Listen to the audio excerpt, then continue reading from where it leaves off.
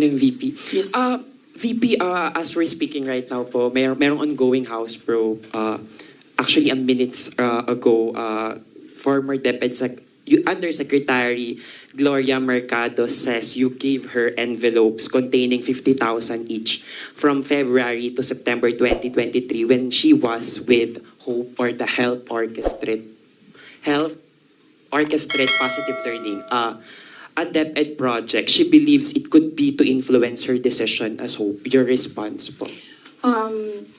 Dapat siguro kung mag-akusa siya ng ganyan, dapat may papel siya. Tulad ng ako, pag inaakusahan ako, pag sumasagot ako, binibigay ko yung papel. Gloria Mercado is a disgruntled former employee of the Department of Education. She was let go because of loss of trust and confidence sa Office of the Secretary. Una niyang ginawa, well, hindi ko alam kung anong nauna, pero naka-strike 2 siya sa akin. Ang una niyang ginawa, nag-solicit siya ng 16 million pesos sa isang kumpanya on paper using my name without any authorization from the Department of Education. Bibigay ni JC sa inyo mamaya yung papel. Nakalagay dun. Pangalawa, noong nag-school visit ako sa Cebu, merong lumapit sa akin na teacher. Sabi niya sa akin, Inday Sara, masakit sa loob namin na mga teachers kami na nasa field. Tapos merong humahawak ng teacher items na wala dito sa aming probinsya o wala dito sa aming region. So, pinakwento ko siya. Iyon naman yung purpose ng aking mga school visits, di ba, sa iba't ibang lugar naman sabi ko, one-on-one tayo, kwento mo lahat sa akin. And then it turned out, ang HR mismo ng Department of Education, our Undersecretary, took a teacher item from Region 7, nilagay niya sa central office for a non-teaching task. Ginawa niyang executive assistant niya. Ang apelido nun, Villar. Meron niyang paper trail. So, nung bumalik ako sa central office, tinanong ko, totoo ba na meron tayong teacher item galing sa Region 7 na nandito sa atin? Totoo daw, nasa HR. HR pa mismo ang gumawa ng parang injustice sa teachers namin sa field. So, on that second point, hindi ko na pinalampas. Sinabihan na siya na there is loss of trust and confidence. And you should go. And then she said na, pwede bang mag-retirement na lang ako instead na paalisin ninyo ako. Kasi ang tagal ko na, matanda na ako. And then sinabihan siya, okay, sige. You go. So she's a disgruntled former DepEd employee. At yan yung dalawa na rason kung bakit siya pinaalis. May papel yung 16 million na solicitation niya. May papel yung teaching position sa Region 7 na kinuha niya. And my experience sa kanya, ayoko, factual lang ako ayoko atakihin yung pagkatao niya. Pero when she was HR of the Department of Education, meron kasi akong time dyan for our USEX and ASEX na hindi execom. So, pinapapunta ko yan sila kung sino man yung merong concern, sino yung may problema, pumunta kayo sa akin, mag-one-on-one tayo. So, one of those times na one-on-one kami, siniraan niya yung isang USEC, isang ASEC ng Department of Education. And bago pa lang kami nun. In fact, pag alis ko, 2 years lang kami, very, very new. Na nagulat ako. Kasi HR ka eh. Pag HR ka, hindi dapat ikaw yung mag-cause ng away-away sa loob ng institusyon. Dapat ikaw yung maging peacemaker. But siniraan niya yung isang ASEC and isang USEC sa akin mismo. And nagulat ako. Why attack the ASEC or the USEC sa kanilang pagkatao? Hindi naman trabaho. And then, ganun din ang ginawa niya. Nung umalis na siya sa Department of Education because of the 2 points, lumipat siya sa Senate. One of the offices of the senators din, nandiyan yan siya ngayon.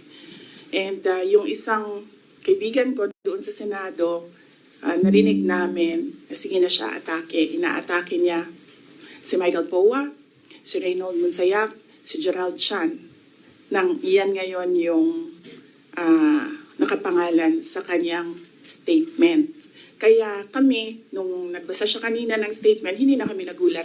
Kasi naririnig na namin sa opisina, dyan sa Senate, yung mga pinagsasabi niya after she was let go. I think, hindi lang siguro niya matanggap na kasalanan niya kung bakit siya pinalayas sa Department of Education. Pero hindi din talaga namin matanggap na magsusulisit ka sa isang private company on paper 16 million.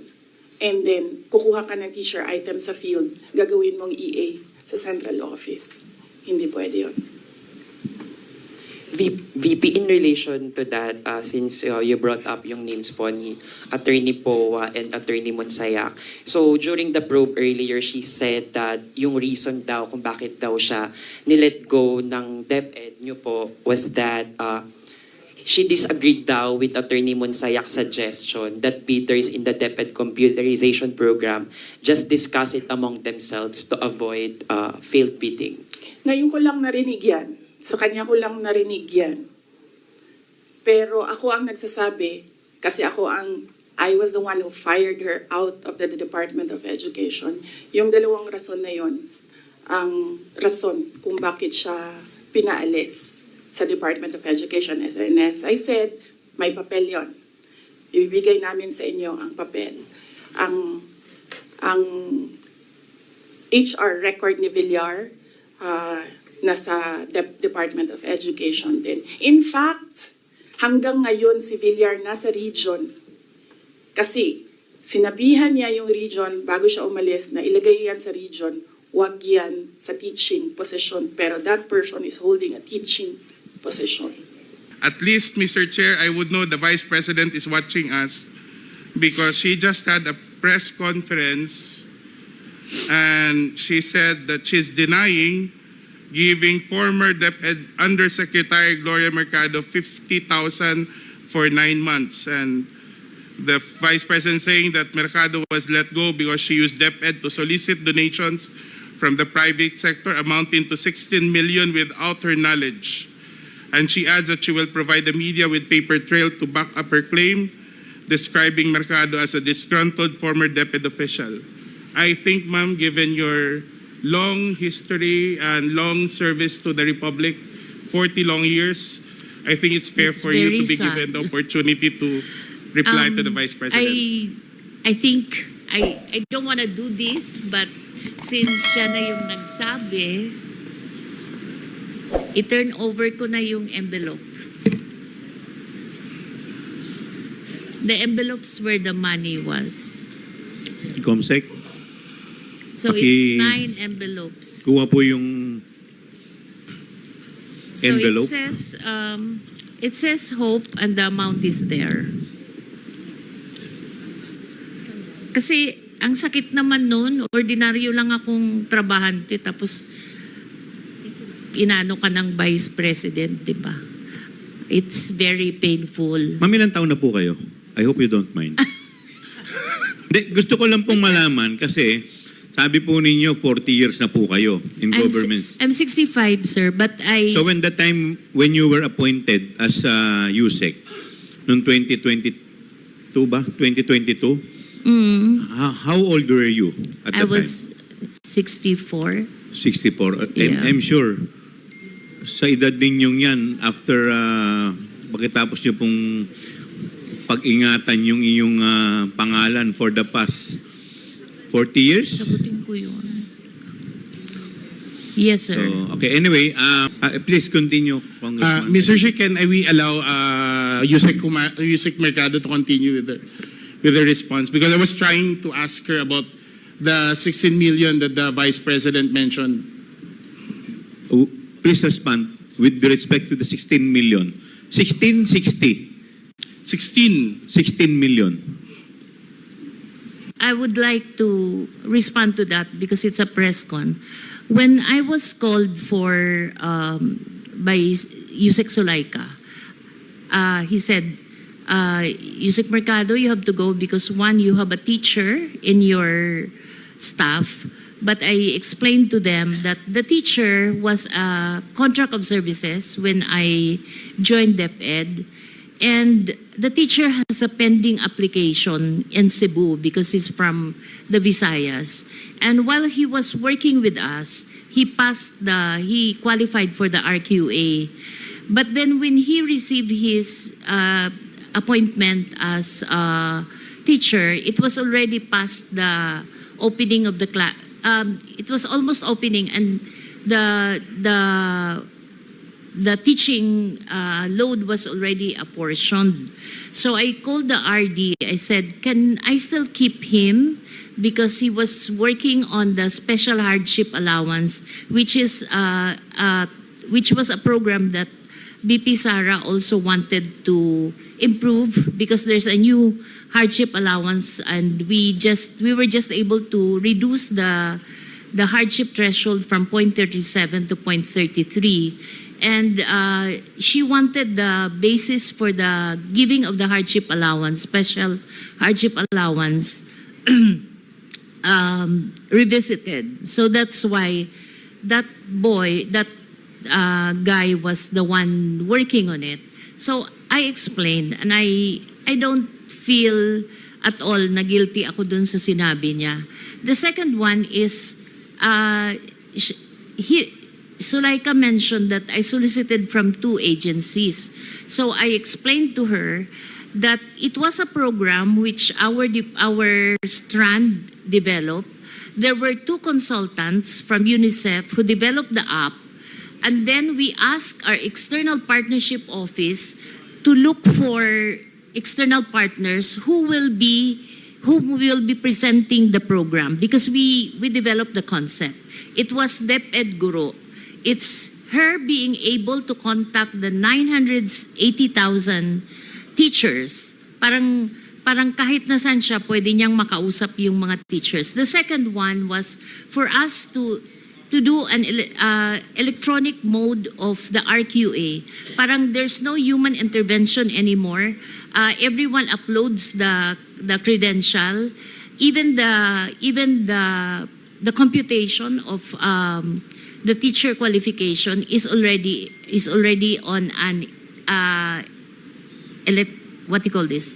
Wala na siyang human intervention. So that was the program. It wasn't us who choose who would be the partners who will be invited. It was the external partnership. So we made a presentation to almost all the corporations. And then some of the corporations appreciated that it's a very important program. So some of them committed to buy, because what we did is we divided the total fund of 16 million into chewable chunks.